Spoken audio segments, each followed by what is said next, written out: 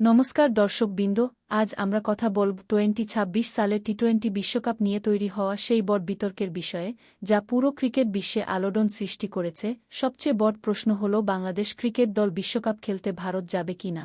বাংলাদেশের অবস্থান নিয়ে কথা বলতে গেলে বাংলাদেশ ক্রিকেট বোর্ড স্পষ্টভাবে জানিয়েছে যে তারা বিশ্বকাপ খেলতে আগ্রহী, কিন্তু ভারতের ভেতরে খেলোয়াড়দের নিরাপত্তা, বর্তমান রাজনৈতিক পরিস্থিতি এবং দুই দেশের মধ্যে চলমান টানাপোড়েন নিয়ে তারা গভীর উদ্বেগ প্রকাশ করছে।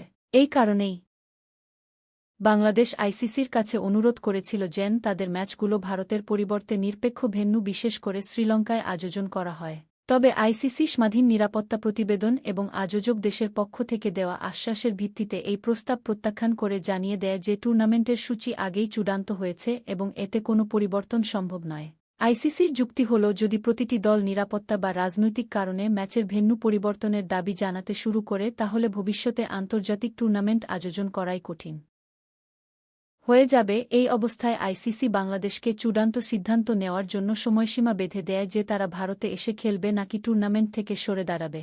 অন্যদিকে পাকিস্তানের প্রতিক্রিয়াও অত্যন্ত গুরুত্বপূর্ণ, কারণ পাকিস্তান ক্রিকেট বোর্ড বাংলাদেশের অবস্থানের প্রতি নৈতিক সমর্থন জানিয়েছে এবং বলেছে যে নিরাপত্তা সংক্রান্ত বিষয়গুলোকে গুরুত্বের সঙ্গে বিবেচনা করা উচিত। পাকিস্তানে এ বিষয় নিয়েও আলোচনা চলছে যে যদি বাংলাদেশের উদ্বেগ উপেক্ষা করা হয়, তাহলে ভবিষ্যতে একই পরিস্থিতির মুখোমুখি পাকিস্তানকেও হতে পারে। অনেকের মতে ভারত সফরের সিদ্ধান্ত পাকিস্তান সরকারের অনুমোদন ছাড়া সম্ভব নয়। অপরদিকে ভারতের কৌশলের দিকে তাকালে দেখা যায়, ভারতীয় ক্রিকেট বোর্ড ও ভারত সরকার দাবি করছে যে দেশটি আন্তর্জাতিক দলের জন্য সম্পূর্ণ নিরাপদ এবং সব ধরনের নিরাপত্তা ব্যবস্থা নিশ্চিত করা হবে।